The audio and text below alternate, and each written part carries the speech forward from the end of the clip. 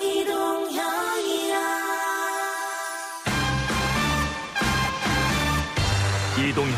뉴스 정면 승부.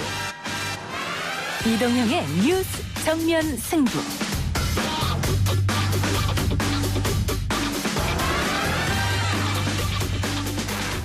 청취자 여러분 안녕하십니까, 이동형입니다. 우리 공화당 홍문정 대표와 조원진 대표가 갈라섰습니다. 홍문정 의원은 친박 신당을 창당한다고 하는데요. 홍문정 의원이 출판 기념회에서 했던 말 들어보시죠. 홍문정, 조원진 다 물러나고 새로운 인물로 우리 공화당의 키를 넘겨줘서 그 키로 우리 공화당을 이끌고 갈 새로운 비대위를 조성하는 게 좋겠다. 그렇게 생각하셨던 것 같습니다. 그래서 저희가 충분히 동의한다. 조원진 우리 공화당 대표는 이 말은 음해라면서 홍문정 의원을 제명했죠. 친박 신당 창당 계획을 밝힌 홍문정 의원 잠시 후 만나보겠습니다. 현재 저희가 파악한 걸로는 아마 뇌졸중으로 사망한 사례로 의심을 하고 있고요. 그럼 경기도 보현에서 오늘 10시 반에 검체를 받아서 검사를 했고 1시 반경에 음성으로 확인을 했다. 중국을 방문했던 40대 남성이 숨진 채 발견됐습니다. 코로나19 의심 증세를 보였다고 하는데요. 질병관리본부에서는 뇌졸중을 의심했습니다. 관련 소식과 더불어 오늘의 이슈 기자 언박싱에서 전해드리겠습니다. 중앙선관위는 헌법과 선거제 개혁 취지에 맞는 엄정한 판단으로 미래한국당의 정당 등록을 단호히 거부해야 한다. 자유한국당의 꼼수 위장 정당인 미래한국당이 중앙선관위가 자유한국당의 비례대표 위성정당인 미래한국당을 정식 승인했습니다.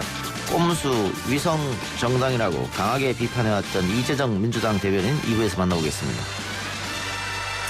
まず船内にいる乗客の皆さんの健康確保に最大に配慮する PCR検査を進めているところであります。 격리 형태로 정박 중인 일본 크루즈선을 두고 스가 요시히데 일본 관방장관은 탑승객 건강 상황을 최대한 배려해서 검사를 진행하겠다고 말했습니다. 그런데 오늘 44명이 추가로 감염자로 확인됐고 총 감염자가 218명이 됐습니다. 일본 현지 이영채 교수 연결해봅니다. 통합과 승리의 길이 조금씩 보이는 것 같습니다. 이런 기대를 가지시고 통합의 큰 그림에 동참을 해 주실 것을 당부를 드립니다. 미래한국 통합신당의 이름이 정해졌습니다. 보수가 한 지붕 아래 모이게 될까요? 청년들의 시선으로 토론해보겠습니다. 2월 13일 목요일 이동현 뉴스 정면 승부 시작합니다.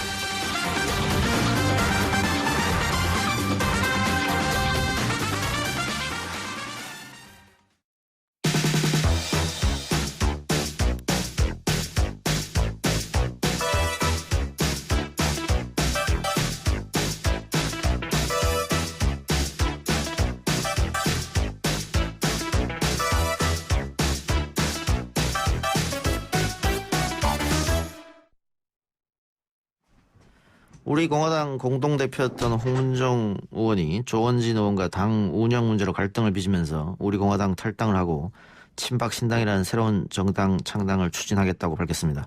홍문정 의원 연결해서 자세한 이야기 들어보겠습니다. 의원님 나와 계십니까? 예, 안녕하세요. 홍문정입니다. 예, 친박 신당 창당 계획을 밝히셨는데요. 예, 어떤 취지인지 설명 부탁드리겠습니다. 예, 옛날에 친박 연대라는 게 있었잖아요. 예, 그때는 이제 박근혜 그 당시 대통령 후보를 지지하는 사람들이 공천에서 배제돼서 그분들이 이건 잘못됐다 이래서 친박연대를 만들었던 걸로 기억을 합니다. 친박신당은 탄핵 무효를 외치고요. 또 박근혜 대통령의 통치 철학을 이어가는 그런 집단이 지금 필요하다. 또 그런 사람들이 우리의 이 정치적인 의사를 표명할 수 있는 그런 당이 필요하다. 이런 요구들이 빗발쳐서 지금 친박신당을 준비하고 있다라는 말씀을 드립니다. 우리 공화당과 어떤 차이점이 있을까요? 좀 죄송하지만 우리 공화당을 위해서 박근혜 대통령이 필요한 거고요. 예. 친박신당은 대통령을 위해서 우리 친박신당이 필요한 거다. 이런 차이가 있을 수 있을 겁니다. 예. 조그만 차이인 것 같지만 사실 굉장히 큰 차이라고 생각하고요. 예. 예. 그 소위 말하는 태극기 부대가 그러면 반으로 갈라지는 거 아니냐 이런 지적도 있던데요. 뭐 그렇진 않고요. 지금 예. 이른바 우리 그 광화문과 서울역까지 흩어져 있는 모든 태극기 세력들이 거의 다 합쳐졌습니다. 심지어는 지금 그 우리 전 목사님 그 태극기까지도 예. 친박신당의 취지가 분명해지면 같이 예. 합해질 수 있다 이렇게 생각하고 있기 때문에 예. 우리 공화당도 뭐 많은 분들이 이제 탈당하고 또 많은 분들이 여기 친박신당에 같이 하고 있기 때문에 아마 우리 공화당의 아주 일부를 제외한 거의 모든 사람들이 태극기 세력들이 같이 힘을 합치지 않을까 그런 생각을 합니다. 친박 신당으로 다들 모일 것이다. 네, 그렇게 예. 모이기로 지금 돼 있고요. 거의 다 지금 완성 단계에 있습니다. 예.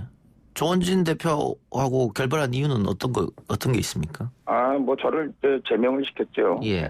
저는 태극기 세력을 다 이렇게 한꺼번에 모아야 된다 이런 얘기를 했고 또 대통령님의 뜻을 잘 받들어야 된다 이렇게 말씀을 드렸는데 안타깝게도 거기는 우리 공화당 또 조원진 대표가 대통령보다도 더 중요하다 이렇게 생각하는 것 같은 그런 판단들을 자꾸 내려서 저희가 어쩔 수 없는 선택을 하게 됐습니다 하는 말씀을 드립니다. 예.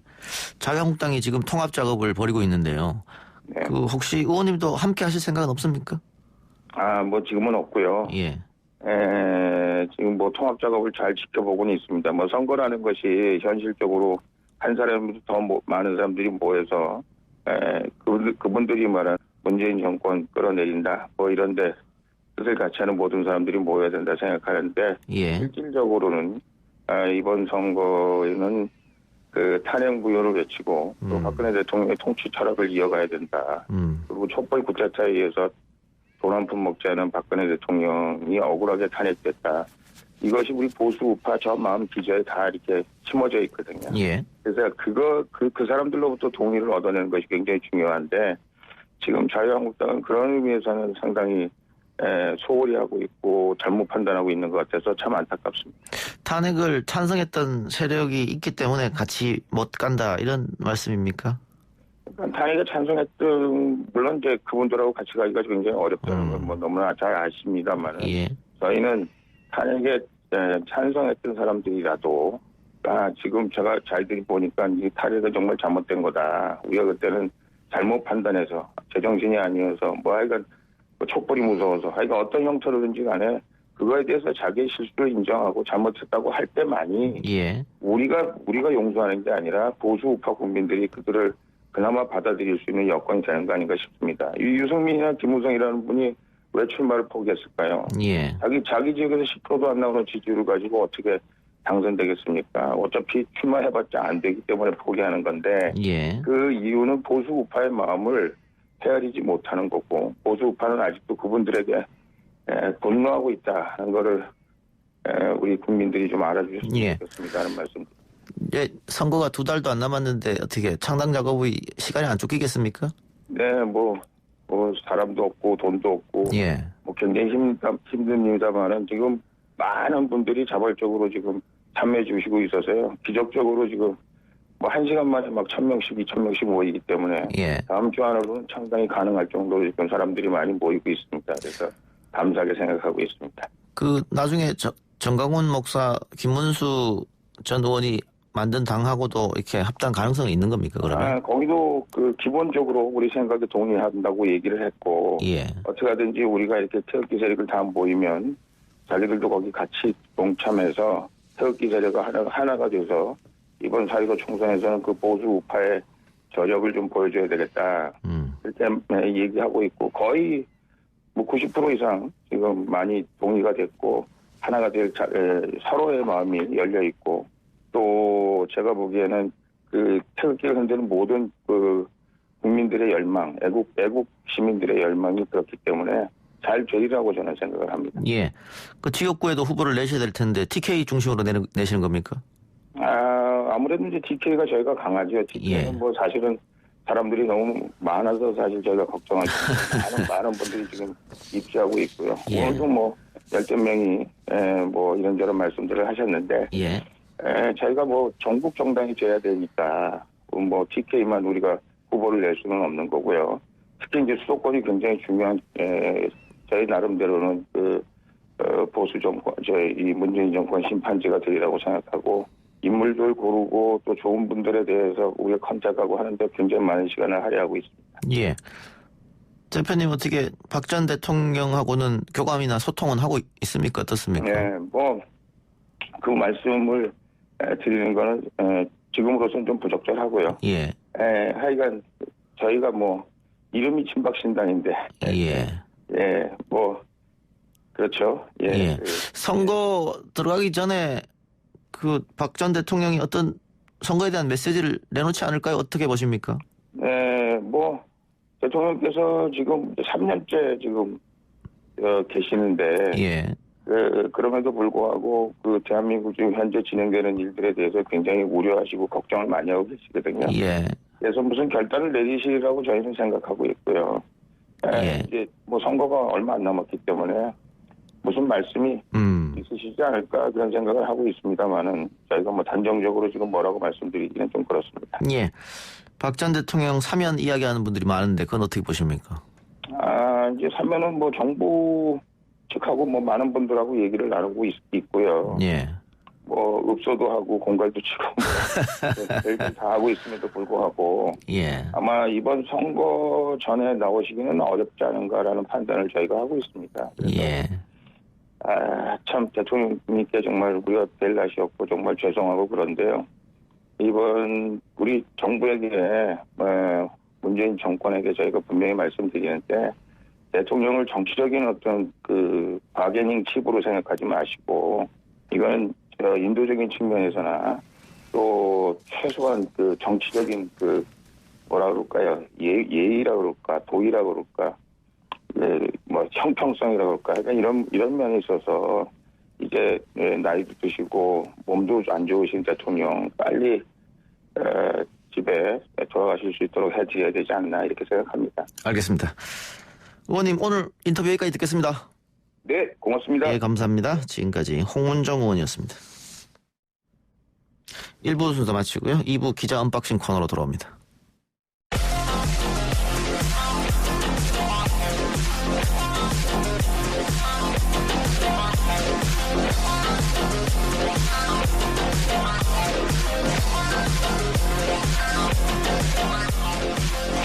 YTN 라디오 이동희 뉴스 정면승부 2부 시작합니다. 오늘 나온 뉴스들을 언박싱해드리는 기자 언박싱. 오늘은 오마이뉴스 박정호 기자 나왔습니다. 어서 오십시오. 네, 안녕하십니까?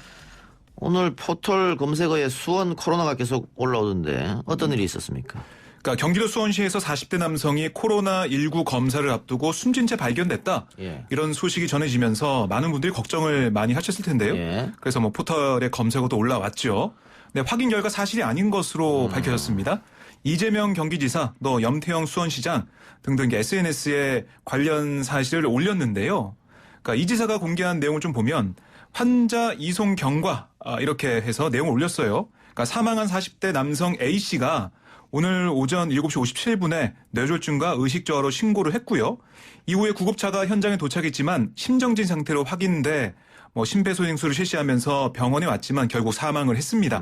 사망 이후에 병원 측이 A씨에 대해서 코로나19 검사를 진행했어요. 예. 이게 좀 눈여겨볼 대목인데요. 왜 그랬냐? 바로 이 A씨의 보호자가 얘기를 했어요. 그러니까 지난 1월 31일 중국 청도공항에 3시간 방문한 이력이 있다. 예. 그래서 검사하게 된 건데요. 검사 결과 1차 검사에서 음성 판정을 받았습니다. 예. 그러니까 이 지사가 이 같은 내용 을 올리면서 코로나19로 인한 사망은 가짜 뉴스다. 하고 못을 박았습니다. 예, 음성 판정이 났으니까요. 네.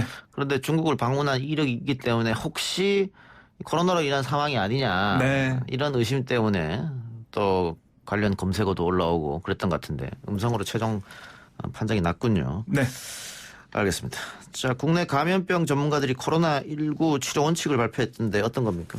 네, 코로나19 중앙 임상 TF가 코로나19 환자에 대한 국내 첫 치료 지침을 발표한 건데요. 예. 환자 중에 기저질환이 있거나 고령자, 중증인 경우에 항바이러스 치료제를 투여하기로 합의를 했습니다. 예. TF는 구체적인 항바이러스 치료로 에이즈 치료제인 칼레트라를 하루 2회 2알씩 주는 것을 제안했고요. 말라리아 약제 클로로퀸 그리고 하이드록시클로로퀸 이걸 대신 써도 된다. 라고 얘기를 했습니다. 다만 부정맥 같은 부작용이 생길 수 있어서 에이즈 치료제와 말라리아 약제를 함께 투여하는 것은 신중해야 한다. 이게 TF의 설명이었고요. 그리고 TF는 또 항바이러스 치료 기간은 7일에서 10일 정도가 적절하고 약물은 가급적 빨리 투여하는 게 도움이 될 수 있다라고 덧붙였습니다. 근데 이 부분이 중요한데요. 경증이거나 젊은 환자 또 발병 10일이 지난 경우에는 항바이러스 치료제를 투여하지 않아도 증상이 호전된다 이렇게 판단했습니다. 한편 보건당국은 현재 치료 중인 환자들의 상태는 모두 양호하다고 전했고요. 예. 퇴원을 고려하는 환자도 한두 명 있다라고 얘기를 했습니다. 예. 28명 확진자 중에서 7명이 퇴원했죠. 그렇습니다. 그리고 나머지 환자들도 상태가 좋기 때문에 네. 속속 아마 또 퇴원 환자는 더 늘어날 것이다. 그렇습니다. 그렇기 때문에 너무 과도한 공포심 같은 네. 경우는 가질 필요 없다. 뭐 정부에서도 그 예정돼 있는 행사나 이런 걸 연기하지 말라 이렇게 권고를 하고 있는데요. 그렇게 공포심을 가지고 어떻게 뭐 집안에만 있거나 예. 아니면은 뭐 경제활동 아예 안 하거나 예. 이렇게 하는 게 안 좋다. 그럴 필요 없다. 이렇게 강조하고 있고요. 오늘 나온 내용도 그 증상이 경미하거나 젊은 환자들, 그러니까 원래 지병이 없는 분들은 뭐 증상이 호전될 가능성이 크다 이렇게 얘기한 거니까요. 너무 공포심을 가질 필요는 없을 거로 보입니다. 예. 정치권 소식 알아보죠. 중도 보수 통합을 표방하는 통합신당준비위원회가 통합신당의 공식 명칭을 미래통합당으로 확정했네요. 네. 박형준 통준위 위원장이 오늘 회의 이후에 기자들 앞에서 브리핑을 좀 했는데요. 새로운 정당이 중도 보수 통합 정당인 것을 알리는 게 중요하다고 판단했다. 통합이라는 가치, 연대라는 의미, 그런 차원에서 미래통합당으로 정했다라고 설명을 했습니다. 이에 따라 자유한국당, 새로운 보수당, 그리고 미래를 향한 전진 4.0, 그러니까 전진당, 이 세 당이 진행 중인 신설합당은 미래통합당을 새 당명으로 쓰게 됐습니다. 그리고 당 색깔도 확정이 됐는데요. 밀레니얼 핑크가 확정이 됐습니다. 어떤 색입니까? 이게 베이지색이 가미된 그 엷은 분홍색을 일컫는 그런 색인데요. 밀레니얼 핑크. 그러니까 밀레니얼이라는 말이 붙어가지고요. 젊은 층에게 큰 호응을 얻는 색이다. 이렇게 알려지고 있습니다.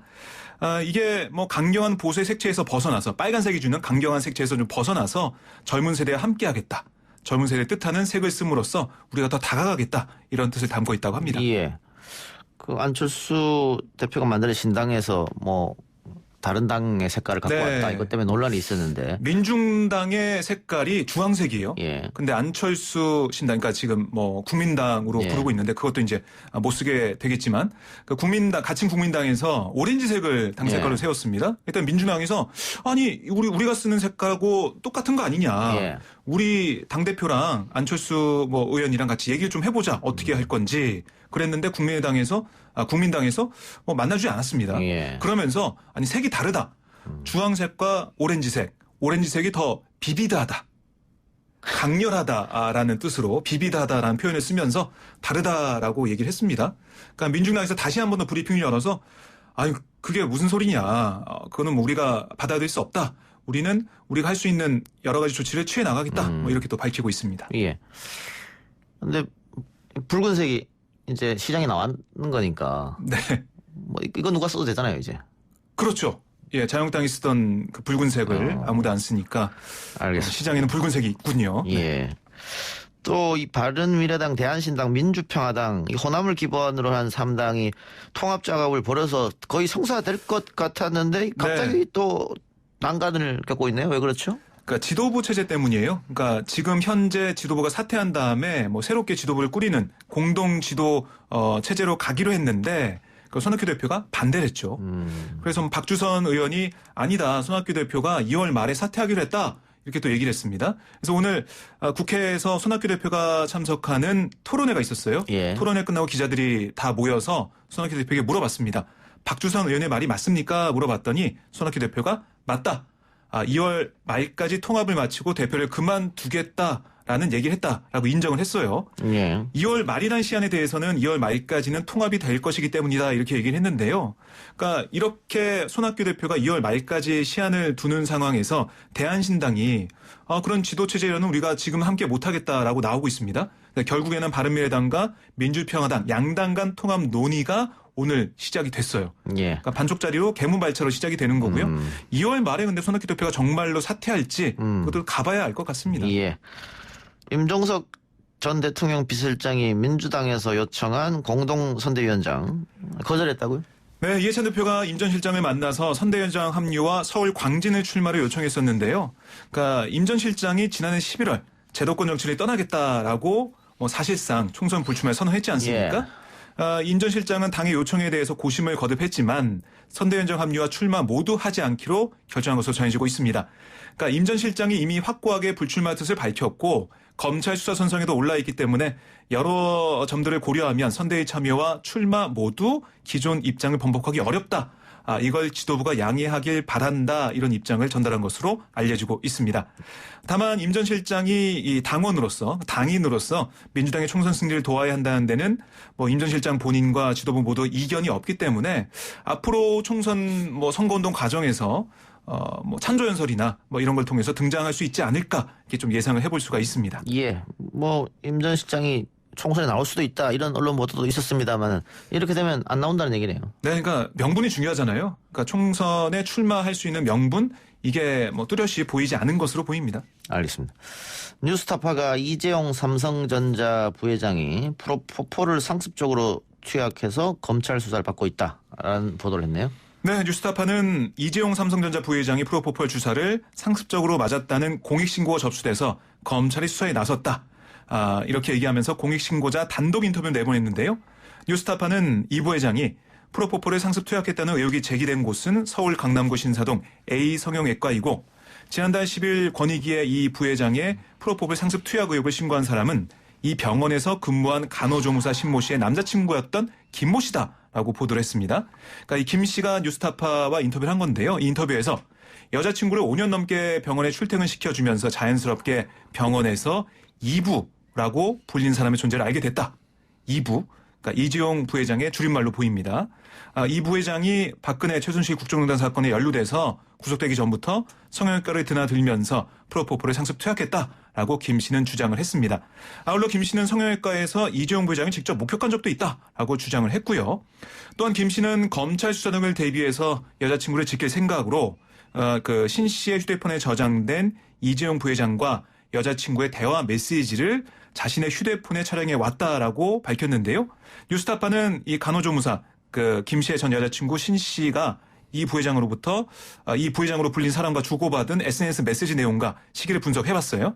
그랬더니 2017년 1월 19일 오전 8시 18분 2부가 먼저 신 씨에게 살아나왔다라고 문자를 보낸 걸로 이렇게 확인이 됐습니다. 확인 결과 이날이 박근혜 정부 국정농단 사건 특별 검사의 수사를 받던 이재용 부회장의 법원 구속영장이 기각된 날이었다고 합니다. 그러니까 영장실질심사를 기다리던 이재용 부회장이 오전 6시 15분경 서울구치소를 나왔다. 그러니까 그날이 그날이다라고 보도를 한 거죠. 삼성에서는 불법은 없었다라고 주장하고 있는 것 같네요. 네, 삼성전자 커뮤니케이션 팀이 입장을 내놨는데요. 불법 투약 사실이 전혀 없다. 그리고 뉴스타파 보도에 대해서 악의적인 허위 보도의 책임을 물어서 민형사상 법적 대응을 검토할 예정이다라고 밝혔습니다. 알겠습니다.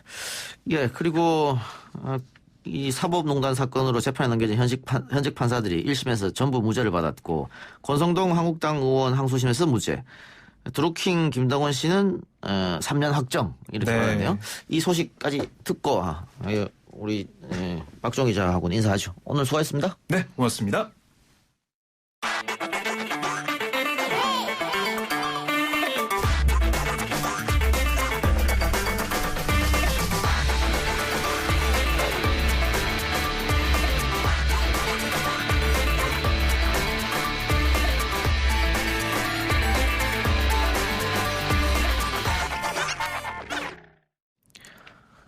네, 앞서 박종호 기자와도 이야기해봤습니다만 선관위가 미래한국당을 허용했습니다. 민주당은 미래한국당 한성교 대표, 조은현 사무총장을 검찰에 고발했고요. 민주당 입장 들어보겠습니다. 이재정 대변인 연결합니다. 의원님. 네, 안녕하세요. 이재정입니다. 예, 민주당에서 선관위를 향해서 정식 등록을 허용하면 안 된다고 강하게 요구를 했었는데 정식 등록이 됐네요. 네네, 그러게 말입니다. 사실상 등록이라는 것은 정당 같은 경우는 일정한 형식적 요건만 갖추면 등록을 허용한다 아니다라는 행정행위의 실질적 계제 없이 사실은 효력을 발생시키는 겁니다. 그럼에도 불구하고 선관위에는 형식적 요건에 대한 최소한의 검토 권한을 준 건데요. 그 부분을 방기한 거죠. 방기함으로 인해서 앞으로 들어갈 막대한 사회적 비용에 대한 책임, 결국 선관위가 물어야 할 겁니다. 단순한 역사적 책임만이 아니라 각 책임 의사결정 당사자는 이 부분에 있어서 정치권의 눈치를 본 그야말로 한 헌법과 정당법의 취지를 정면으로 배치하는 역할을 한 그 당사자들은 법적 책임 물을 겁니다. 예. 수밖에 없을 겁니다. 예. 네. 지금 자유한국당하고 그 미래한국당 시도당들 보면 뭐 주소가 같은 것도 있고요. 뭐 논밭에 네. 빈 창고도 있고 그리고 뭐 같은 건물을 쓰는 것도 있고. 근데 선관위 입장에서는 뭐 어쨌든 간에 요건은 충족했고 같은 건물이라도 층이 다르면 상관없고 뭐 이런 이야기를 한 것 같습니다. 근데 이게 뭐 헌법이나 이런 데 맞지 않다 이렇게 생각하시는 거죠? 그럼요. 지금 정당이 어떻게 취급되고 있냐면요. 정당은 정말 정치적 의사를 기반으로 해서 단일한 목표와 방향 설정을 가진 사람들끼리의 모임으로 다른 단체에 비해서는 특별히 보호하고 있거든요. 예. 그 사람들을 해산시킬 방법은 위헌정당 해산 심판을 통한 헌법재판소의 결정밖에 없어요. 그 정도로 강력한 보호를 하고 있는데 강력한 보호를 하고 있다는 이면은 뭐냐면은 최소한 정당으로서 보호할 실질은 갖추라는 거예요. 예. 형식적 요건, 형식적 요건 얘기하는데 그 형식적 요건이라는 얘기에는 그냥 그럴싸한 주소만 갖추고 1000명 정도 이름만 갖고 오면 정당으로 인정해줄게요가 우리 법이 아니라는 겁니다. 정당으로서의 기능을 전제로 한 겁니다. 예. 그렇기 때문에 사실 그간에는 뭐 답사를 안 해봤다, 실질적 심사를 한 적이 없다라는 것도 말이 안 되는 게 이미 민주당 특히 우리 의원실을 통해서 중앙선관위의 내용을 받아보고 선장을 비교를 해봤잖아요. 예.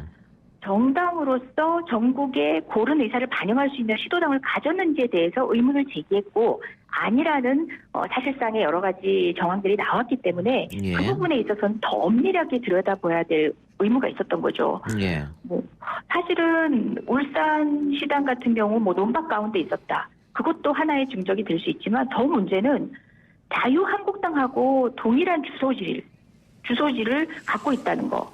이건 뭐 승수만 다르면 된다라는 거는 이거 진짜 눈 가리고 아웅하는 거죠. 예. 그리고 이러한 사무실 주소보다 더 심각한 것은요. 이 설립 자체가 자유한국당의 TF의 예. 어떤 의지와 목표에 따라 설계됐다는 점이 사실 더 심각한 거예요. 그 정도로 두 개가 별개의 정당이 아닌 거잖아요. 예. 알겠습니다. 뭐 그런데 현실적으로 봤을 때는 번복이 되기는 어려울 것 같고요. 그러면은 민주당은 앞으로 어떻게 할 것인지 그 비례민주당으로 맞불 카드는 안 쓰겠다고 하셨잖아요. 그렇게 해서는 안 되죠. 예. 그럼 꼼수에 꼼수로 대응하기 위해서 그토록 부르짖었던 건 아니고요. 예. 저는 정무적 판단에 앞선 헌법의 가장 기본적 판단으로서 선관위의 태도는 정말 온당치 않고 스스로 민주주의 지킴이로서의 역할을 다하지 않았다고 생각하고 예. 이미 저희 당이 논평을 통해서 밝힌 바처럼 대부분의 법률가들은 무슨 얘기를 하냐면요. 선관위가 등록을 했다 할지라도 이것은 향후에 취소할 수 있는 하자가 아니라 명백하게 무효인 하자를 갖고 있다. 예. 그렇기 때문에 미래한국당은 정당으로서의 효력이 없다. 정당으로서 보호받을 수 없다가 헌법학자들의 대부분의 견해입니다. 예. 그렇기 때문에 미래한국당을 정식 정당을 전제로 한 향후 국고보조금, 선거보조금의 배분 등도 위법할 수밖에 없기 때문에 그로 인한 국고 손실에 대해서는 미래한국당은 물론이고 자유한국당 그리고 이 유관한 결정에 관계한 당사자들도 국고 손실에 대한 책임을 져야 할 겁니다. 예. 무효를 전제로 합니다. 법적 대응도 그럼 계속 해서 추진해 나가시겠네요. 사실은 선거를 앞두고 우리는 이런 부분에 대처하는 것보다 사실은 미래를 향해서 달려야 할 시간조차도 빠듯하거든요. 예. 그래서 뭐 정무적 판단을 우선했다면은 사실 이제 선거를 위한 우리 당의 이야기를 할 시간입니다. 예. 하지만 그것과 별도로 이제 헌법, 특히 우리 민주주의의 근간이 된 정당법, 선거법 등에 있어서 나름 전문가라고 타평할 수 있는 법률가이기 됐던 저로서는 이 부분도 묵과해서는 안 된다는 생각이고요. 그것은 국민이 용납할 수 없는 선거라고 생각합니다. 미래한국당이 투표용지에 등재되고 또 국민의 일부의 표를 받는 외관을 가지는 것 자체도 우리 헌정사에서는 있어서는 안 되는 일이라고 생각해서 이 부분도 우리 당이 앞으로 뭐 선거 국면이기 때문에 어떻게 할지 모르겠지만 개별 의원으로서 또 동일한 가치 인식에 대한 수호의지가 있는 전문가들은 결국 묵과하지 않고 계속 문제 제기를 해 나갈 것입니다.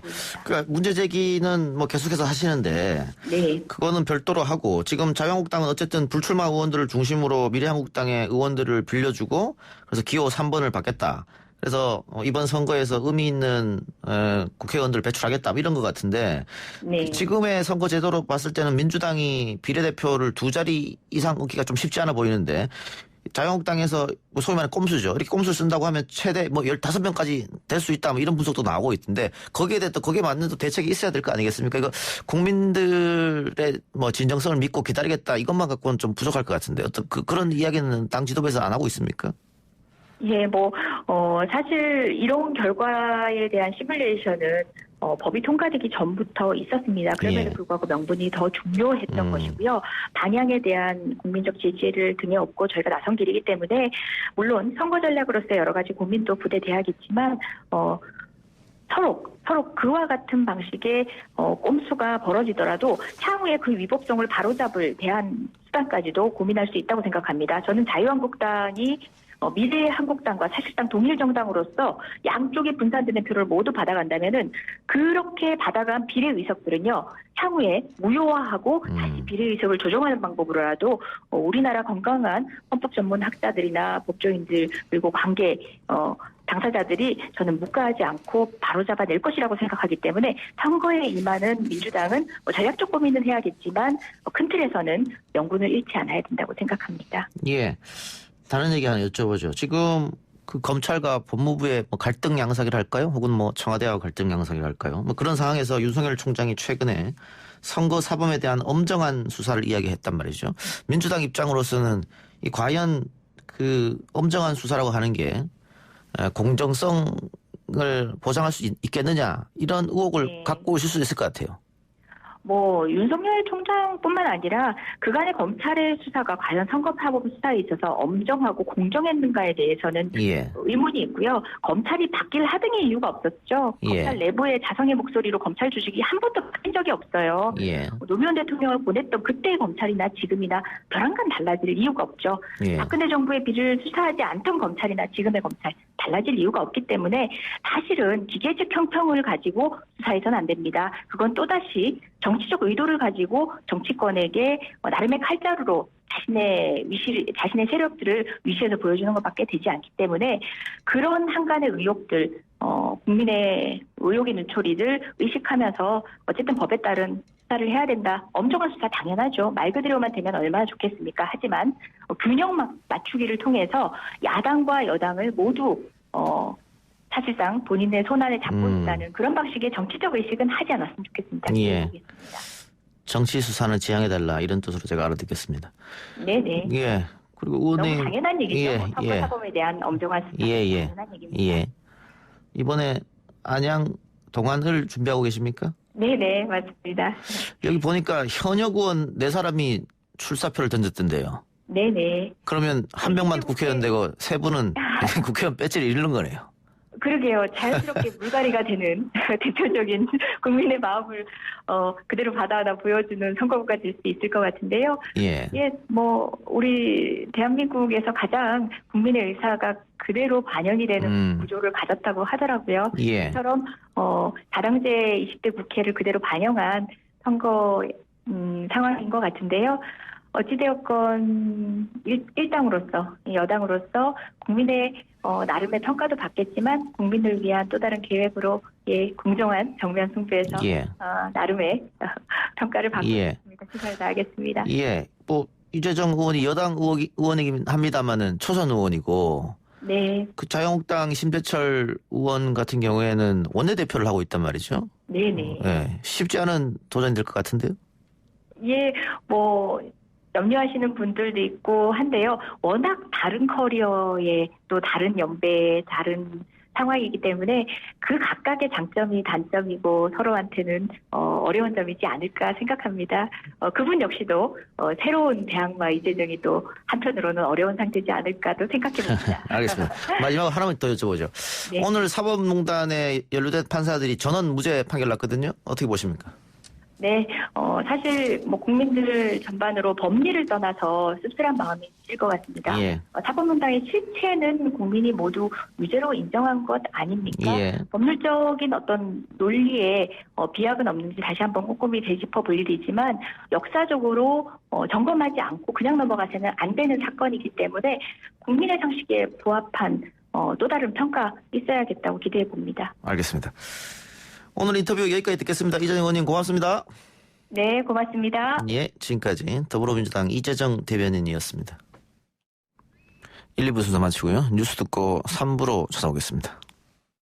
아 글쎄 안 들려 들을 뉴스 없어 아무 뉴스도 귀에 들어오지 않아 듣고 또 들어도 들을 뉴스 없어 만든 게 이프로야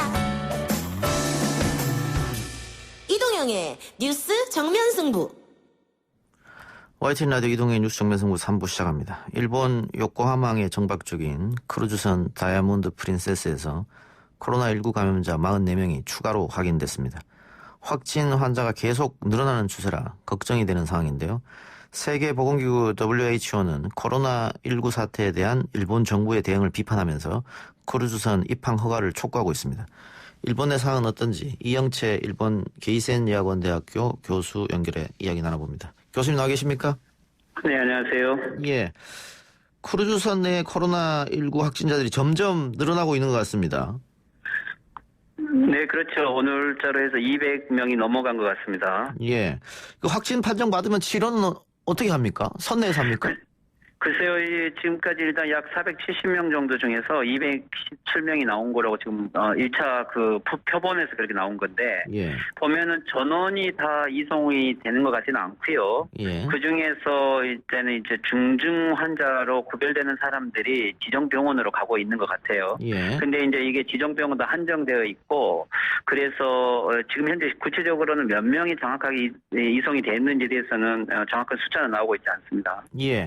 이거 입항을 허가하지 않아가지고 오히려 그 배 안에 사람들이 계속 함께 있다 보니까 확진자가 더 늘어나는 것 아니냐 이런 지적도 있던데요. 그렇죠. 뭐 초기야 물론 홍콩 분이 내려서 초기에는 아마 감염자가 나왔을지 모르겠지만 이후에 이게 정보가 있었다고 하면은 빨리 격리 조치를 하고 했어야 되는데 예. 그걸 못했기 때문에 이제 그 다음부터는 이게 인재에 해당하는 거죠. 그 언제까지 이렇게 해상 격리를 하겠다는 생각입니까? 일본 정부는? 네, 원래는 이 배가 이 2월 3일날 일본 요코하마로 들어왔고 그리고 2월 5일부터 검진을 시작했기 때문에 약 14일간이면은 2월 19일까지로 지금은 1차 격리를 하겠다는 건데요. 예. 그런데 이제 거기에 지금 상황이 악화됐기 때문에 이게 2월 19일 이후에도 이들이 다 하산을 할 수 있을지 아마 이것은 좀 불가능할 거라고 보고 근데 이제 오늘 좀 변화가 있었던 것은 이제 워낙 이 비난들이 많고 또 배 내부에 대해서 지원이 안 되고 있다는 것 때문에 여기에 보면 고령자들 또는 이제 뭐랄까요 이 병을 경험을 하셨던 이 경력자들에 대해서는 우선순위로 일부 하선을 시키겠다고는 좀 나오고 있는 것 같아요. 예. 그런데 이 조치를 좀 잘 들여다보면 이 코로나 확진자들을 이 하선시키겠다는 표현은 전혀 없어요. 예. 자, 그렇다면 확진자들은 절대 기본적으로는 중증 환자 이외에는 아직까지도 이 하선을 허용하지 않겠다는 이 원칙은 그대로 있는 것 같습니다. 저희가 봤을 때는 좀 이해가 안 되는 상황인데 그 일본 내 여론은 어떻습니까? 일본 내에서도 초기에는 일본 정부의 발표들을 그대로 믿고 이게 통제가 되고 있다라고 했는데 워낙 기하급수적으로 숫자가 늘어나고 있고 원래 이제 일본 정부가 정보 발표를 했다기보다는 배 안에 있는 분들이 예를 들면 약이 전혀 보급되고 있지 않고 격리되고 있고 생활이 워낙 힘들기 때문에 이분들이 SNS라든가 언론을 여러 가지 메시지를 간접적으로 발휘한 거죠. 예. 여기에 대해서 일본 주류 미디어들이 다루기 시작을 했고, 그리고 국내외적인 비난이 워낙 많으니까 어제 같은 경우는 이제 NHK에서도 이 문제에서 특히 검역관이 거기에서 감염을 됐다는 것은 좀 심각한 문제라고 NHK에서 주되게 보도를 했고요. 예. 그리고 아사히 방송 같은 데서는 아마 선내에 있는 승객이 촬영한 것 같은데 그 영상을 입수해가지고 이것을 보도를 했어요. 근데 여론도 좀 갈리는 것 같습니다. 전체 전수조사를 지금이라도 해야 된다는 측과 전수조사를 오히려 더 거부하고 있는 좀 이런 어용 의사들의 의견들을 반영하는 보도들도 있고요. 예. 그 일본 정부가 이렇게 입항을 거부하는 게 뭐 도쿄올림픽 때문이다. 뭐 이런 얘기도 있던데 어떻게 보세요? 네, 기본적으로는 이 도쿄올림픽하고는 좀 연관이 있겠죠. 왜 그러냐면은 이 도쿄올림픽에서 일본 같은 경우는 어떻게 보면은 이게 오염 국가가 되면 도쿄올림픽 자체에 영향을 미치고 있기 때문에 될 수 있으면은 이 하선을 시키지 않는 것도 일본 국가 내에 이 확진자 수를 줄이려고 하는 것들이 하나의 목적이 있는 것은 사실이고요. 예. 그렇지만 이제 그것도 있겠지만 일본이 이 도쿄올림픽을 추진하면서 현재 이제 경제적인 효과도 노리고 있었던 거죠. 예. 관광 산업에 대한 많은 비중을 두고 있었던 건데 근데 이제 이게 오염국이 되고 중국의 다음으로 세계적으로 가장 많은 오염자를 갖게 되면 일반 관광객들도 도쿄를 오지 않는 거고 또 일본인들 자체도 해외 여행하는데 제한을 많이 받고 있고요. 벌써 일본에서 오는 입국자들을 제한하고 있는 이 태평양 제도의 약 3개 국가들도 있고 또 한국도 이 도항 조금 제한 국가를 일본을 설정할 정도로 일본이 그렇다면 무역까지 이 경제 악화를 가져오는 거죠. 그리고 또 그걸 포함을 해서 일본 내에서 어떻게 보면 이게 좀 정치적인 좀 문제로 처음부터 아베 수상이 이것을 활용한 부분들이 있었기 때문에 이 정치적인 목적으로 좀 문제가 악화되고 있는 측면도 있었던 것 같습니다. 예. 조금 이해가 안 가는 부분이 그 배 안에 고령자들이 약이 부족하다고 계속 호소하고 있는데 이런 것들은 그 의지만 있으면 배 안으로 약 같은 거를 공수할 수 있지 않을까 싶은데 그것도 왜 안 되고 있는 겁니까?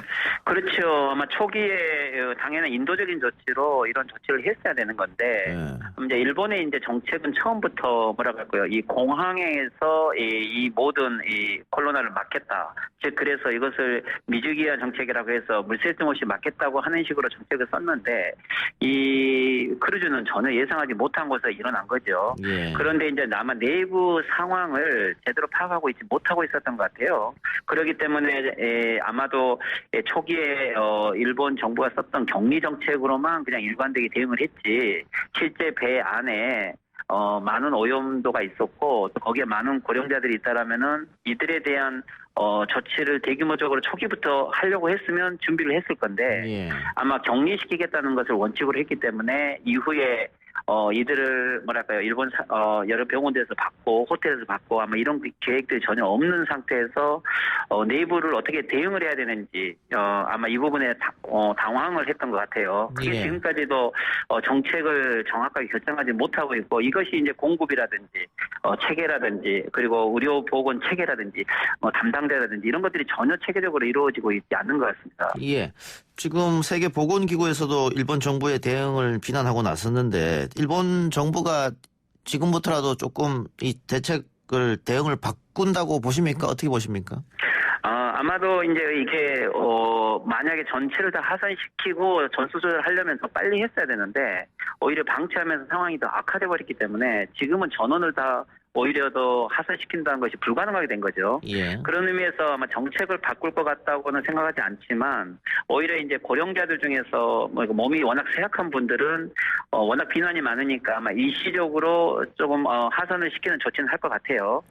그렇지만 이제 일본 사회가 뭐랄까요 지금까지 해외 난민들을 받을 때도 거의 유럽에서는 한 5,000명, 1만 명을 받지만 일본은 매년 난민을 인정하는 게 한 10명도 안 되거든요. 그러니까 이제 저는 일본의 이런 외부에서 온 어떻게 보면 이런 난민과 같은 이런 급박한 상황을 받아들여 본 적이 거의 없기 때문에 일본 사회가 이 코로나 지금 환자들을 또 아베 정권이 12년간 있으면서 헤이트 정책이라든지 소수자 배제 정책을 쏜 속에서 이것이 자연스럽게 인도적으로 받아들여지기는 쉽지 않은 것 같아요. 그래서 WHO도 이것을 오히려 배를 입항시키지 않는 것은 비인도적이라는 식으로 간접적으로 비판을 하고 있는 거겠죠. 예. 그러면 지금의 아베 정부의 이런 대응을 응원하는 또 국민들, 또 지지하는 국민들 여론도 있는 것 같네요, 그러면. 이번 내에서. 그러니까 이제, 그렇죠. 여론이 이제 일본 국민들 중에서 특히 아베 정책을 지지하는 보수 세력들은 당연히, 이들의 입항을 계속 금지해야 된다고 하는 거고요. 그렇지만 이제, 일반, 리버럴 미디어라든지 시민들은 거기에 워낙 일본인들이 많기 때문에 즉 예를 들면 이것은 뭐랄까요 아베 정권 혹은 자민당 정권의 장기 집권 속에서 무능한 정치에 이것이 하나의 대표적인 사례가 된 것이고 쉽게 말하면은 3,700명은 일반 평상시 어느 정상적인 정권이라면 누구든지 쉽게 대처할 수 있는 문제인데 이 아베 정권의 부패 문제라든지 이 지금 현재 관료 사회의 문제라든지 아베 정권의 정치적인 목적이라든가 이런 부분으로 일본 국가가 전혀 움직이고 있지 않다라는 것에 대한 위기의식으로 아베 정권을 비판하는 측에서는 인도적으로 조치해야 된다라고 계속 주장을 하는 거겠죠. 예.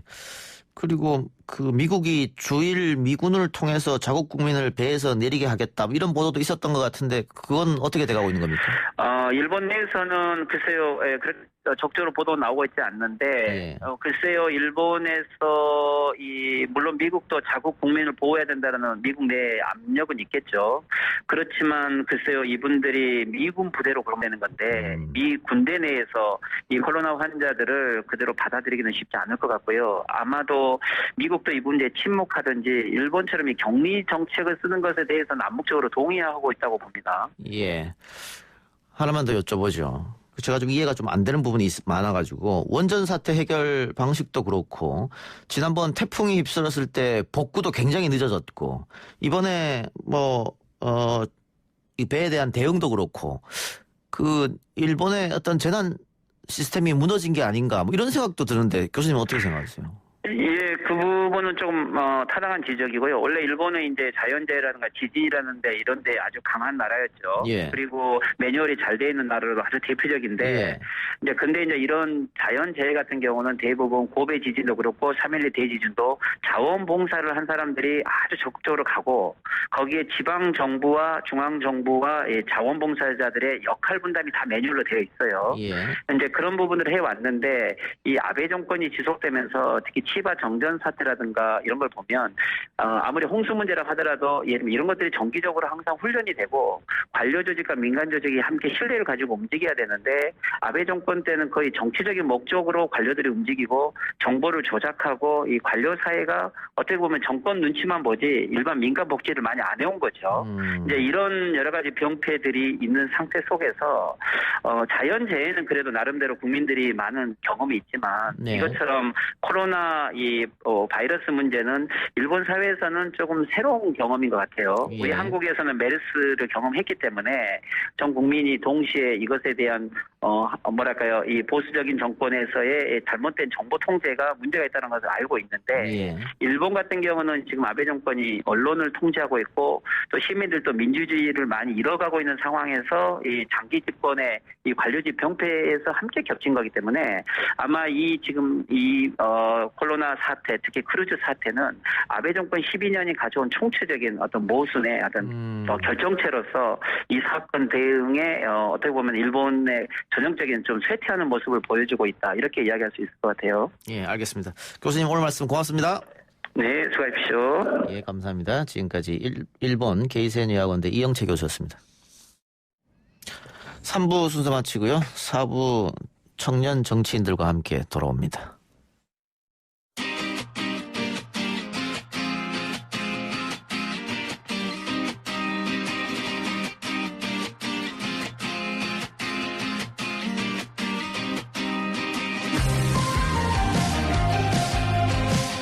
YTN 라디오 이동의 뉴스 정면 승부 4부 시작합니다. 이번에는 젊은 정치인들의 생각을 들어보는 시간입니다.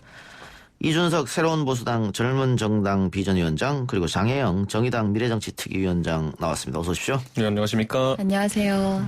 합당 한 겁니까? 아니요, 안 했어요. 아직 안 했습니까? 네. 언제 결론 납니까? 결론은 내려놓고 움직이는 것 같은데 사실 어떤 형태의 합당이냐에 대해 가지고 계속 삿바 싸움을 하겠죠. 일단 당명은 정해진 것 같네요. 미래통합신당? 이거 선관위에서 통과 안 시켜줄 겁니다. 왜냐하면 미래통합당이라는 이 당명 자체가 또 미래한국당이랑 혼란을 줄 수 있다 이런 얘기를 할 텐데 이거 뭐 제 생각에는 조기에 확정되기 어려울 거다 이렇게 봅니다. 예. 지금 합당을 하기로 결의는 했고 네. 버스는 떠났습니다만 아직 많죠, 관문이. 그렇죠. 그리고 당장 선관위는 토요일, 일요일 놀잖아요. 그러니까 아마 당면 같은 문제도 오늘 물어봐도 내일 답을 주진 않을 거고요. 예. 좀 시간이 걸리지 않을까 이렇게 생각합니다. 그 문제는 지금 8명 국회의원 현역 의원들 네. 이 사람들이 지역구로 나갈 때 네. 자유한국당에서 준비하고 있는 사람들이 가만히 있겠느냐 네. 뭐 이런 거잖아요. 방금 전에 그래서 제가 들어오기 직전에 하태경 의원 그 메신저로 놀리고 왔습니다. 예. 안 그래도 오늘 뭐 부산에서 뭐 제가 봤을 때는 그 자유한국당 지지자들이겠죠. 하태경 의원 공천에 반대한다 이런 기자회견 했다고 하는데 예. 뭐 그런 거에 흔들리는 하태경 의원이 아닙니다만은 예. 그런 게 어떻게 보면은 과거에 이제 2016년에 20대 총선을 앞두고 진방 마케팅 이런 걸로 인해 가지고 공천 파동 나고 새누리당이 몰락한 이유거든요. 지금 와서도 그걸 재탕하겠다고 하는 사람들이 있기 때문에 저는 뭐 사실 좀 의구심이 듭니다. 이게 시너지가 나는 합당이 될지에 대해서. 예. 이준석 위원장은 이게 환영하는 입장 아닌 것 같네요. 통합에 대해서. 그러니까 환영을 하긴 좀 어려운 게 통합도 있고 연대도 있고 뭐 중도 보수 진영 또는 야권의 의석을 극대화하는 전략은 여러 가지가 있을 수 있습니다. 예. 그런데 이제 바늘 허리에 실매어 쓰는 것처럼 사실 이렇게 급하게 달려간다는 거는 제가 봤을 땐 시너지 내기 어렵다. 좀 그래서 우려스럽습니다. 그럼 합당 반대하실 건 아니잖아요. 저 계속 줄고 반대하고 있어요. 지금도 반대하고 계세요? 네. 합당하면 탈당하시나요? 탈당을 하는 건 또 별개 문제인 게 왜냐하면 어쨌든 지금 당의 지도부라고 하는 공동대표단이 어떻게 결정하냐에 대해서 들어봐야 되는데 모르겠습니다. 합당을 했을 때 제가 그러면은 또 무소속 출마를 감행할 것이냐 라고 보기에는 뭐 당연히 그건 지역구에서 준비되지 않을 거기 때문에 만약 한다면은 출마할 것이냐 아니면은 말 것이냐 정도의 고민이 되지 탈당까지는 뭐 고민 안 알겠습니다. 장영 위원장은 미래통합신당 어떻게 보세요?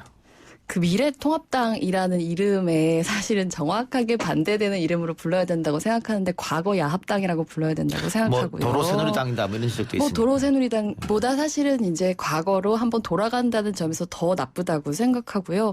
뭐 사실 제가 미래정치특위장이라는 이름으로 활동하고 있는데 미래가 진짜 여기저기서 고생이 많다는 생각도 많이 들고 보수는 왜 이렇게 이름을 정반대로 짓는 걸 잘하는지 모르겠어요. 막 녹색 성장이라고 해놓고 결과는 녹조 라떼고 막 이렇잖아요. 그래서 정확하게 과거 야합당이라고 불러야 된다고 생각해요. 그런 비판이 좀 있던데 어떻게 보십니까? 원래 당명 갖고 놀리는 거는요. 제가 조국 사태 때 정의당을 선택적 정의당이라고 계속 이제 불렀던 것처럼 뭐 할 수는 있는데 저는 본질적으로 이번에 미래라는 단어에 대해서 저도 약간 의아한 것이 이게 두 가지 개연성이 있습니다. 이 미래라는 것이 사실 박근혜 정부 때 주류 이제 과학 세력이었던 미래 창조 과학 세력. 그래서 이분들이 과기부 이름 자체를 미래창조과학부로 바꿔버렸었죠. 그래서 이제 과학계에서는 그거에 대한 비판도 상당히 있었었는데 이번에 다시 미래라는 글자가 당명에 등장하게 된 것에 저는 두 가지 해석을 할 수 있는 게 박근혜 정부 때 그 세력들이 돌아왔다라는 의미의 미래일 수도 있고요.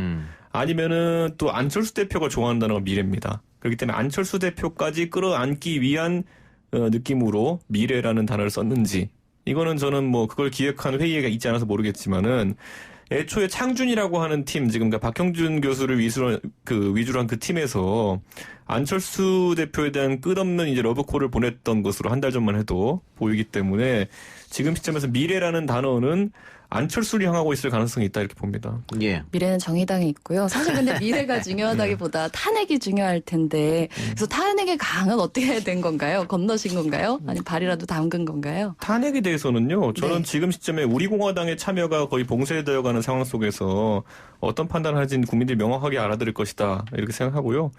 그러면 이준석 위원장께서는 탄핵에 대해서 어떤 입장을 가지고 계세요? 아니 새로운 보수당과 그 바른정당 계열 같은 경우에는 탄핵은 정당했다. 탄핵은 절차적으로 정당했고 박근혜 대통령이 그 당시에 집권 능력을 상실했다라는 것에 대해서 다들 공감했기 때문에 저희는 거기에 대해서 한 번도 입장 바뀐 적 없습니다. 알겠습니다. 이거 통합에 대해서 하나만 더 여쭙죠. 그 유승민 전 대표가 계속해서 자유한국당하고 합친 일은 없을 것이다라고 이야기했는데 결국은 이렇게 됐네요. 이번에 그래서 뭐 언론 보도를 다 보셨겠지만 유승민 의원과 그리고 지상욱 의원 등은 반대한 가운데 지도부에 저희가 공동대표단이거든요. 공동대표단이 이 협상을 지금 주도하고 있는 상황이 됐는데 모르겠습니다. 마음에 드는 거 가져올지 아닐지 한번 지켜봐야겠습니다. 예. 자, 한때 논란이 됐었죠. 그 트랜스젠더 숙명여대 입학 문제. 결국은 학생이 스스로 포기를 하고 재수해서 내년에 일반 대학을 간다 이렇게 됐는데, 근데 정의당에서 대변인 논평이 교육 당국이 부끄러움을 느껴야 한다 이렇게 해서, 그렇죠. 이건 그 학교 내에 반발이 심했기 때문에 학생들 쪽으로 항해야 될 하사를 왜 교육 당국에 했을까? 잘못 비난을 한 거 아닌가 이런 지적이 좀 있더라고요. 거기가 그렇게 생각하실 수도 있는데 아니죠. 네. 그렇게 말씀하시면 안 되고, 지금 사실 우리 사회의 교육이라고 하는 게 성평등한 가치에 기반해서 아주 어릴 때부터 소수자 대상으로 하는 혐오나 차별에 대해서 단호하게 반대하는 교육을 해왔느냐라고 하면 그 부분에서 분명히 반성이 필요하다, 변화가 필요하다는 내용을 얘기를 한 건데, 사실 그게 그렇게 당국만을 얘기하는 것이 옳으냐라고 한다면 분명 사실 당국을 그렇게 만든 우리 정치에 문제가 있다는 생각이 들고, 그러니까 여성들이 겪는 폭력에 대해서 그 불안을 존중하는 거하고 이미 여성으로 트랜스한 그 트랜스젠더 당사자의 입학의 권리를 존중하는 거는 같이 갈 수 있는 문제라고 생각하거든요. 근데 문제는 그걸 일직선상에 놔서 둘 중에 하나만을 선택해야 된다. 마치 약자를 받아들이는 거를 폭력의 상징으로 치환시켜가지고 공격하는 거, 그런 거에 대해서는 확실히 비판이 필요하다고 생각하고요. 근데 우리 정치가 이런 혐오에 제동을 걸기보다는 이제 그런 혐오를 이용하고 있는 행태가 분명히 있다고 생각하기 때문에. 그런데 정치권에서 어느 정당에서 여기 대해서 논평을 냈습니까? 저는 정치권에서 여기 대해서 기억하는 바가 없고요. 이 사건에 대해서만 논평을 내는 것을 말하는 게 아니라 사실 논평을 다 냈어야죠. 왜 세보수당에서는 그 트랜스젠더 입학하지 못한 분의 인권을 옹호하지 않았나요? 아니요. 저는 그분을 옹호하기 이전에 앞서가지고 그분은 성별 정정이 법적으로 됐기 때문에 그분이 뭐 법적인 이유로 못 들어간 게 아니라요. 숙대에 갔더니만은 그 안에 단톡방이나 이런 데서 도저히 학교를 못 다닐 정도의 분위기를 만들었기 때문에 나는 학교를 다니지 않겠다 선언한 거거든요. 이분이 잘린 거 아니에요. 그렇기 때문에 저는 제가 만약에 지금 대변인이나 논평을 낼 수 있는 위치에 있다면요. 그런 어떤 이중적인 그 행태에 대해 가지고 학내 구성원들이 굉장히 반성해야 된다라고 저는 논평을 낼 거예요. 저도 거기에 동의해서 여쭤본 거거든요. 왜 대변인 논평이 그렇게 나왔느냐. 그리고 또 잠깐만요. 하나만. 그리고 또 지금 뭐 소수자 혐오 문제라든가 차별금지 문제라든가 이건 진보 정당이 가장 앞에 내세우는 가치잖아요. 그렇죠. 그런데 이번에 이 트랜스젠더 숙명여대 사건 때 정의당이 너무 구경만 한 거 아니냐 이런 비판이 있어서 제가 한번 여쭤봤습니다. 사실 구경만 하지 않았고 저희 여성본부에서는 굉장히 정확하게 여러 번 그 입학 문제가 이제 사회적인 이슈가 됐었을 때 정확하게 연대를 같이 했고요. 미래정치특위 차원에서도 저는 분명히 연설을 했고요. 이제 그런 사실들이 언론에서 잘 알려지지 않은 측면이 분명히 있습니다. 아니 저는 여기에 대해서요. 제가 만약 논평하라 그러면요. 이건 페미니스트들의 요람이라고 알려져 있는 여대에서 이런 일이 발생했다는 거는 내부에 있는 페미니스트들이 혐오를 주장했다고 볼 수 있는 거기 때문에 자체적으로 이 문제에 대해서 강한 어조로 비판해야 된다. 이렇게 보는 것이고, 가끔 우리 사회에서 뭐 페미니스트 분파가 여러 가지가 있지만은 소위 말하는 전체주의적 페미니스트 행태를 보이는 사람들이 있는데 그 사람들이 이번에 아주 큰 어떤 일을 벌인 겁니다. 그랬을 때 저는 여기서 어떻게 대처할 것이냐. 앞으로 정의당이 여기서 입장을 명확하게 했으면 좋겠습니다. 정의당 입장 굉장히 명확합니다. 폭력에 대해서는 단호하게 대처한다. 그런데 왜 정부를 욕해요? 정부를 욕하는 것만 하지 않았다는 말씀을 드린 것 같은데 너무 호도하지 말아주세요. 정의당도 같이 그럼 이런 전체주의적 페미니스트 행태에 대해 비판을 합니까? 당연히 비판하죠. 예, 알겠습니다. 여대가 페미니스트의 요람이라고 한 건 이준석 의원의 개인 발언이었다면 당연히 제 개인적인 사견입니다. 저는 이런 방식으로 이 페미니즘 대 페미니즘의 형태로 자꾸 논의를 몰아가는 남성들에게 확실하게 문제가 있다고 생각합니다. 알겠습니다. 그 얘기는 거기까지만 하죠. 예. 그리고 지금 선관위가 미래한국당 정식 등록을 허용했습니다. 지금 민주당에서는 이게 가짜 정당이고 페이퍼 정당인데 이거 어떻게 선관위에서 등록을 할 수 있느냐라고 한 것 같은데 어쨌든 뒤집어지기는 곤란할 것 같고요. 아니 뭐 시대의 페이퍼 정당이었던 친박연대가 있었던 전례가 있기 때문에 뭐 그것 때문에 지금 불허하기는 어렵고 다른 이유가 많았겠죠. 예, 어쨌든 그러면은 이제 현실적으로 뭐 한 두 자리 의석 할 수 있지 않느냐 뭐 이런 얘기도 나오고 있더라고요. 그러면 정의당이 굉장히 많이 조금 손해를 보지 않을까? 아니요. 정의당에서는 사실 이거는 그 이제 미래한국당의 파급을 아직은 말할 때가 아니고요. 그냥 그 미래한국당의 성립 자체가 굉장히 반헌법적이고 반민주적인 위성정당을 그냥 용인하는 거기 때문에 일단은 국민을 우롱한 행위로 반드시 심판받을 것이라고 생각합니다. 국민들에 의해서 심판받을 것이다. 네. 예. 저는 뭐 이렇게 되는 상황 속에서는 안철수 대표가 추진하는 국민당이라는 것의 위치가 사실상은 그 중도 보수적 성향을 대변하게 될 것 같고요. 그리고 이제 그 미래한국당이라고 하는 정당이 이제 전통적 보수를 대변하는 그런 정당이 될 것이다. 이렇게 보는데 전통적 보수는 전통적 세력, 보수를 자유한국당에 가까운 분들이겠죠. 보수에 그런데 저는 이렇게 말하고 싶은 게 저는 안철수 대표가 하는 이런 시도가 그런 어떤 명백한 지형을 보고 움직이는 것인데 과연 안철수 대표가 이끄는 당이 창당의 막바지까지 갈 수 있을까에 대해서는 약간 물음표가 있습니다. 왜냐하면 오늘만 해도 이제 그 안철수계로 알려졌던 김중로 의원님이 이제 자기는 자유한국당 쪽으로 합류하겠다 또는 통합신당에 참여하겠다는 의지를 밝힌 것처럼 사실 그 내부 구성원 중에 이제 현역 의원이나 아니면 지역구에 출마하고 싶어하는 분들 같은 경우에는 그 비례용 정당 비슷한 시나리오 자체가 굉장히 거부감이 드는 게 사실이거든요. 예. 그래도 어떻게 미래한국당은 성공하리라고 보십니까? 제가 그래서 아까 그 통합 논의에 대해 가지고 제가 마음에 안 드는 지점들이 있다는 취지로 이야기했는데 그 중에 하나가 이겁니다. 이 비례한국당이라는 미래한국당이라는 굉장히 특이한 시도가 원래 그러니까 그 통합을 추진했던 사람들의 모델은 이거였어요. 지역구 정당으로 통합정당이 있고 그다음에 그 미래한국당을 비례정당으로 만들어가지고 여기서 극대화하겠다는 건데 이게 확장성이 굉장히 떨어져요.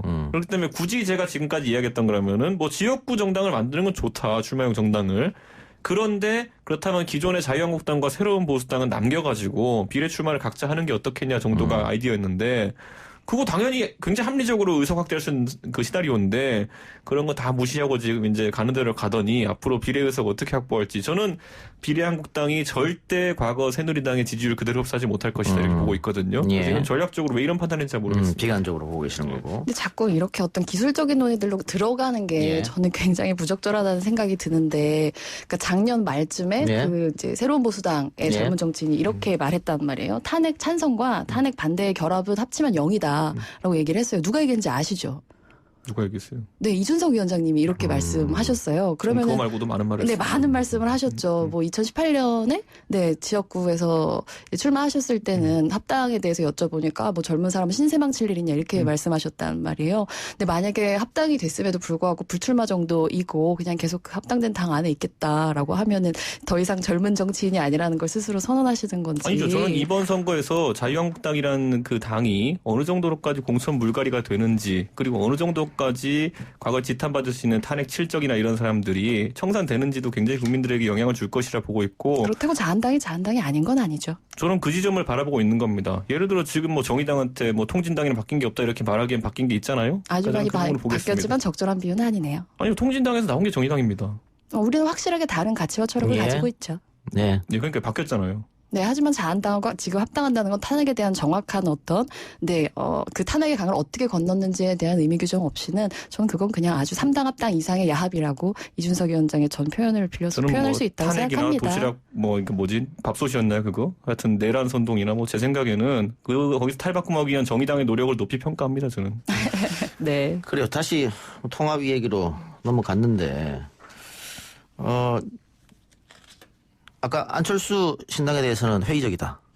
그런데 저는 제가 말했듯이 오히려 안철수 신당 자체가 안철수 대표 개인의 매력은 지난 선거 때보다 약간 떨어진 상태인데 다만 자유한국당이 이제 시도했던 비례한국당이라는 시도 자체가 너무나도 제가 봤을 때는 비합리적인 부분이 있기 때문에 지금 오히려 안철수 대표가 이끄는 어떤 중도 지형에서의 그 공간을 확장시킬 가능성이 있다. 비례 선거에 대해서는 뭐 그 정도의 분석을 하고 있습니다. 안철수 신당에서 어떻게 보세요? 좀 더 두고 봐야죠. 정말로 뭐 지금까지는 뭐 통합을 안 하겠다라고 얘기하고 있지만 워낙 지금 어떤 그 지형이 흔들리고 있으니까 전 일단 유보해서 바라보자는 입장입니다. 근데 지금 뭐 안철수 신당도 있고요. 친박 연대도 있고 우리공화당도 있고 비례한국당도 있고 또 지금 호남을 중심으로 또 3당 통합이 또 이루어질 거란 말이죠. 이거 다 비례 싸움 아니겠어요? 그렇게 되면 이제 정의당의 파괴가 좀 줄어들지 않겠느냐. 그런데 그 걱정에서 한번 여쭤봤는데 어떻게 좀 자신 있습니까? 네, 자신 있습니다. 사실 이렇게 불확실한 선거 이제 국면에서는 뭔가를 예측하는 것보다는 예측할 시간에 행동하는 게 맞다고 생각하고요. 그래서 예측할 시간에 저희는 목표 이제 원내 이제 교섭단체를 만들겠다고 하는 목표로 그냥 행동을 할 뿐이고 자신 있습니다. 절차가 지금 어떻게 진행되고 있죠? 일단 후보자들 공모합니까? 네, 공모 이제 거의 막바지에 있고 다음 주에 18일에서 20일 사이에 저희 등록을 진행을 하고요. 그리고 나서 경선 레이스 열심히 하고 3월 초에 선거합니다. 선거인단 어떻게 구성됩니까? 선거인단이 저희가 원래는 계속 당원 투표로만 이루어졌는데 이번에 이제 당원 7 그리고 시민선거인단 3으로 해가지고 좀 더 이제 국민들에게 우리 비례대표를 정의당에서 참여하실 수 있는 권리를 많이 드리고 있고요. 예. 10만 시민선거인단이 함께합니다. 예. 그 만약에 통합이 되면은 통합 정당에서는 비례 후보를 안 내겠다는 법안이죠. 비례 한국당이 있으니까. 그런 게 자꾸 싫다고요. 저는 물어보지 말라고. 그 누구한테 물어봅니까? 제가 뭐 그 통합 얘기 나온 뒤부터 통추인이 무슨 뭐 여의도에서 하는 거 회의 하나도 안 나가고 있어요. 당 몇 개나 있어 보셨어요? 여러 개잖아요. 그죠? 새누리당부터 시작해서. 저는 새누리당은 바른정당밖에 없습니다. 나머지는 자동으로 왔다 갔다 하는 거고. 그러니까 이름이 계속 바뀌어가지고 본인도 헷갈리실 것 같아. 예, 근데 저는 뭐 그분에 있어가지고는 바른정당 때부터 이어져 온 새로운 보수당의 적통이라는 것이 이번에 그 통합신당에서 어느 정도 형태로 구현이 될 거인가에 대해서 굉장히 관심이 많습니다. 예. 그 어제 우리 방송에 출연했던 전원책 변호사는 통합 시너지 효과가 분명히 있을 것이다라고 얘기했던데. 왜 그래요, 도대체? 아니, 그러니까 전원책 변호사가 과거에 이제 그 자유한국당에서 그 조강특위 위원이라는 형태로 참여하셨을 때. 그때는 굉장히 뭐 통합적인 발언보다는 굉장히 분열적인 발언을 많이 하셨거든요. 근데 왜 갑자기 또 통합적인 발언이 통합이 좋다는 건지에 대해서는 이게 뭐 사실 제가 우려하는 거는 결국에는 시너지라는 단어에 대해 가지고 많은 생각을 해봤느냐. 이게 두 가지가 있을 수 있어요. 통합의 의미가 시너지를 내자는 효과일 수도 있고 두 번째는 표의 분산을 막자라는 게 산술적인 움직임일 수도 있는데 저는 산술적인 움직임에 대해서는 그렇게까지 효과를 보기 어려울 것이다. 이렇게 뭐 시너지를 내기 위한 노력을 해야 되는데 그러자면은 지금 아니 제가 계속 지적하는 거잖아요. 비례한국당이 제일 웃긴 이유는 뭐냐면요. 영입을 해와요 사람을 멋진 사람을. 그럼 그 사람을 본진에 출마시킵니까 멀티에 출마시킵니까? 뭐 이런 것부터 시작해가지고 지금 그래서 영입 완전 꼬이고 있다고 제가 알고 있거든요. 그래서 이런 문제를 미리 고찰을 못했던 것인지 나는 약간 좀 의아합니다. 알겠습니다. 정의당 쪽에도 여쭤보죠. 그 지금까지 총선 전략이라고 할까요? 진보 진영에서 국민들이 투표하면서 전략적 투표를 하는 겁니다. 지역구는 민주당, 비례는 정의당 이렇게 투표한 사람이 상당히 많았거든요. 그랬죠. 그런데 이번에는 그렇게 안 될 것이라는 전망이 많아요. 그래서 그냥 민주당을 찍던 사람들은 다 민주당에 몰아주고 뭐 이렇게. 그래서 정의당이 오히려 예전보다 표를 많이 얻지 못할 것이 아니냐 이런 추측도 있는데 어떻게 보십니까? 뭐 민주당이 비례민주당을 만들지 않는 한 비례를 민주당을 찍어봐야 그게 몇 표 되지 않는다고 하는 거를 민주당 지지자들 그렇게 전략 투표를 하시는 분들이라면 충분히 이해하실 수 있을 거라고 보고요. 그렇기 때문에 그런 걱정은 그냥 기호에 가깝다는 생각이 들어요. 또 다른 전략적 투표를 할 것이다? 네. 그러니까 민주당 지지자들 입장에서는 이런 거죠. 그러니까 조국 사태 때도 그렇고 여러 국면에 있어가지고 정의당이 어쨌든 선택적 정의를 발휘하면서 민주당을 도울 때도 있고 괴롭힐 때도 있고 여러 가지가 있었기 때문에 정의당이 의석이 6석, 5석일 때 저랬는데 만약에 10개, 20개 이렇게 됐을 때는 그 우리가 꼬리가 머리를 흔든다고 하듯이 얼마나 뒤에서 잡아 흔들까 이 생각을 하면은 여러 가지 다른 생각을 할 수 있습니다. 예를 들어 방금 장혜영 그 위원장이 말한 전략대로라면요. 만약 전략적 투표를 국민들이 최우선에 놓고 한다 그러면요. 보수에 있는 사람들 우리 공화당 다 찍어야죠. 근데 얼마나 나오는지 한번 봅시다. 되게 안타까운 게 진짜 사실은 이제 새는 양쪽 날개로 난다고 하잖아요. 전 정말 새로운 보수당이 새로운 개혁 보수를 진짜 잘했으면 좋겠다고 생각해요. 그래야지 우리 정치가 좀 이제 같이 앞으로 나아가고 그럴 텐데 보수가 진짜 여의도연구원에서 전 정책을 개발하는 줄 알았더니 거의 타임머신을 개발하고 있는 것 같은 그런 느낌이에요. 계속 과거로 돌아가고 뭔가 미래를 위한 보수의 개혁 비전을 제시하는 게 아니라 어떻게 하면 과거로 돌아가서 그런 전략적인 이제 당리당략에 기초한 그런 표를 얻을까 이제 이런 수준에서 논의가 되는 게 너무 안타까워요. 그게 정말 거죠. 근데 그게 정말 신기하죠. 보수가 과거로 가자고 하는데 왜 국민들이 갈수록 보수에 대해서 다시 눈을 돌리는지. 왜냐하면은 가자는 대로 진보로 가봤더니만 뭐 소득주도 성장부터 해가지고 갑자기 정의당식으로 20살 되면 3천만 원 주겠다 그러고 3천만 원 줘야죠. 미래가 아니라 이거는 가보면은 이거는 미래의 불평등이 얼마나 심해지는데 다 같이 그리스로 가자 이런 거기 때문에. 뭐 위원장님처럼 금수저가 태어났다면 모르겠지만 저 같은 흑수저 딸은 3천만 원이 20대 때 주어졌다면 훨씬 다른 삶을 살 수 있었을 거예요. 신공격을 하지 마세요. 상계동에서 누가 금수저가 태어나요. 자, 주제로 다시 돌아갑시다. 주제로 돌아가서 장혜영 위원장은 이번에 비례로 출마합니까? 네, 출마합니다. 선거운동도 하고 있을 테고. 선거운동이라기보다는 이제 예비후보 등록 준비를 하고 있죠. 아니 어쨌든 그 투표하는 분들이 계시니까 그분들을 향해서 뭔가 로보콜 보내야 될 거 아닙니까? 그렇죠. 어떤 식으로 할 생각이세요? 어떤 식으로 제가 이제 사실은 정의당을 향한 어떤 비판들이 있다는 거를 기존의 지지자들 가운데서도 저는 되게 쿨하게 인정해야 된다고 생각하고 지금 정치를 바꾸기 위해서는 정의당부터 바뀌어야 하고 그 정의당의 변화를 내가 견인하겠다라고 하는 방식으로 말씀을 드리고 있어요. 이준석 위원장 지역구 준비하고 계시고 예비후 등록했습니까? 했죠. 당연히. 그런데 뭐 방송에 나와가지고 굳이 얘기하면은 상대 후보에게 뭐 좀 미안하니까요. 뭐 그런 것보다는 여유로우시네요. 이번에 보수가 사실 좀 바뀌란다는 의미에서 저는 이번에 그 물갈이라는 것이 이제 진행될 텐데 홍준표 대표도 그렇고 상당히 저항이 거셌어요. 그런데 이걸 어떻게 공천관리를 뚫어내느냐가 아마 보수가 이 신호 낼 수 있느냐의 첫 관문이 될 것이다. 왜냐면 우리가 뭐 배탈나면 장부터 비우고 그다음에 새로운 걸 채워야 되는 거거든요. 근데 이제 장을 어떻게 비우는지 보겠습니다. 아니, 제가 여쭤본 거는, 만약에 합당이 이제 현실화가 되면, 이준석 위원장 지역구에 준비하고 있던 자유한국당 후보가 있을 거 아닙니까? 그 교통정리가 어떻게 되느냐, 그런 문제가 있을 것 같아서. 그 공천관리위원회에서요, 경쟁력 차이가 매우 크다고 생각하면 항상 이렇게 바로 고르고요. 아니면 경선할 수도 있겠다. 하태경 의원도 경선합니까, 그러면? 하태경 의원은 경선 이전에 벌써부터 뭐 이제 험지 출마 이런 얘기가 나오고 있는데 하태경 의원이 선택한 운명이니까 저는 뭐 박수 치고 있겠습니다. 유승민 의원 지역구 출마 서울 수도권 이야기도 있던데 불출마 선언했습니다만은. 그분은 지난번에 지방선거 끝나고도 1년 넘게 은둔을 했었기 때문에 본인이 어떤 책임져야 될 일이 생겼다고 했을 때는 보통 자숙의 기간을 가지지 뭐 이렇게 급한 선택들을 하지 않는 편입니다. 그래가지고 뭐 유승민 의원의 수도권 출마를 원하는 분들이 많겠지만은 저는 뭐 자숙의 기간을 가질 것이다 이렇게 봅니다. 네, 저희가 청년 정치인을 매주 토론하고 있는데 두 분은 격주로 오시는 거고 다른 주에는 자유한국당의 백경훈 저스티스 위원 그리고 민주당의 장경태 청년위원장 이렇게 하거든요.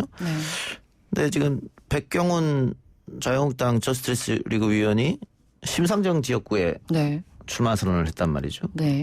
어떻게 보세요? 할 수 있죠. 젊은 청년의 도전. 뭐 할 수 있죠. 어렵다고 보입니다만은. 아니죠. 민주당이 제대로 후보를 내면 쉽죠.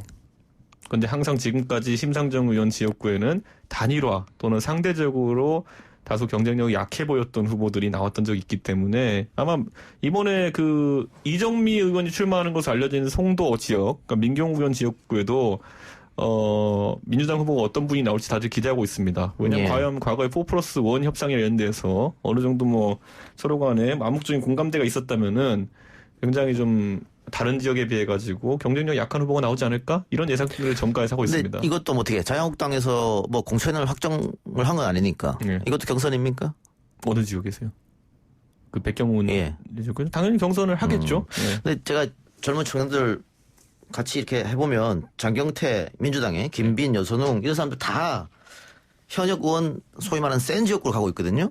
그러면은 청년들 많이 출마하라고 당에서 말만 해놓고 이렇게 경선에서 이게 어려운 것만 보내면은 이게 무슨 청년을 위한 정당이냐 이런 비판이 있을 것 같아서 한번 백경원 의원 예를 한번 들어봤어요. 민주당에서 이제 상향식 공천한다고 우린 시스템 공천이다 이렇게 하는데 시스템적으로 아마 청년들을 말살할 겁니다. 참 되게 그게 중진들을 보내는 게 사실 험지로 당연한 것이어야 되는데 이제 오히려 그 반대로 자꾸 신인들을 보내고 그런 이중적인 태도들이 되게 별로라고 생각해요. 그 지역구들이 장경태 위원장이나 가려고 한 지역구들이 땅으로서는 좋은 땅이에요. 뭐 경선이 어려워서 그렇지. 그러니까 그렇기 때문에 저는 뭐 그 경선에서 만약에 현역 의원들 제낄 만한 수단들을 만약 제공한다면은 상향식 공천의 틀이 무너지는 것이고, 이 상향식 공천의 틀을 계속 유지하면은 젊은 세대가 진출하기는 요원해지는 것이고. 저는 그런 거라기보다 그냥 미래 한국당의 타이틀로 나가는 것 자체가 전혀 좋지 않은 선택이라고 보는데요.